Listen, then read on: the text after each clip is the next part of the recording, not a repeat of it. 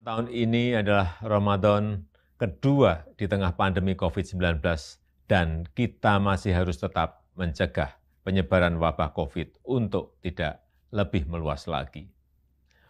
Untuk itu, sejak jauh-jauh hari, pemerintah telah memutuskan untuk melarang mudik pada Lebaran kali ini. Dan keputusan ini diambil melalui berbagai macam pertimbangan, karena pengalaman tahun lalu terjadi tren kenaikan kasus setelah 4 kali libur panjang. Libur Idul Fitri tahun lalu terjadi kenaikan kasus harian hingga 93%. Dan terjadi tingkat kematian mingguan hingga 66%. Kenaikan kasus COVID yang kedua terjadi saat libur panjang pada 20-23 Agustus 2020, di mana mengakibatkan terjadi kenaikan hingga 119% dan tingkat kematian mingguan meningkat hingga 57%.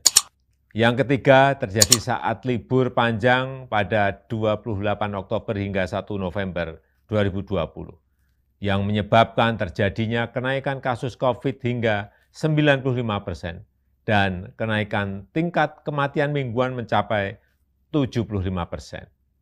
Dan terakhir yang keempat, terjadi kenaikan saat libur di akhir tahun 24 Desember 2020 sampai dengan 3 Januari 2021, mengakibatkan kenaikan jumlah kasus harian mencapai 78% dan kenaikan tingkat kematian mingguan hingga 46%. Pertimbangan lainnya adalah kita harus menjaga tren menurunnya kasus aktif di Indonesia dalam 2 bulan terakhir ini. Menurun dari 176.672 kasus pada 5 Februari 2021 dan pada 15 April 2021 menjadi 108.032 kasus. Penambahan kasus harian juga sudah relatif menurun. Kita pernah mengalami 14.000 hingga 15.000 kasus per hari pada bulan Januari 2021, tapi kini berada di kisaran 4.000 sampai 6.000 kasus per hari. Tren kesembuhan pun terus mengalami peningkatan. Bila pada 1 Maret 2021 sebanyak 1.151.915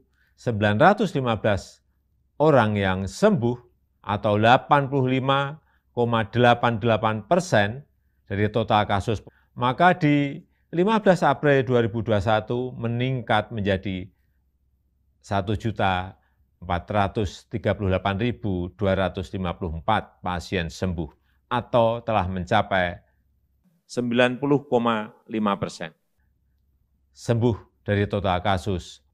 Oleh karena itu kita harus betul-betul menjaga bersama momentum yang sangat baik.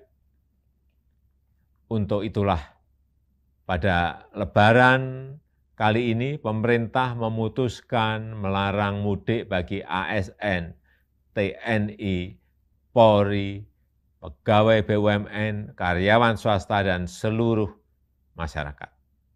Bapak, Ibu, dan saudara-saudara yang saya hormati, saya mengerti kita semuanya pasti rindu sanak saudara di saat-saat seperti ini, apalagi di Lebaran nanti.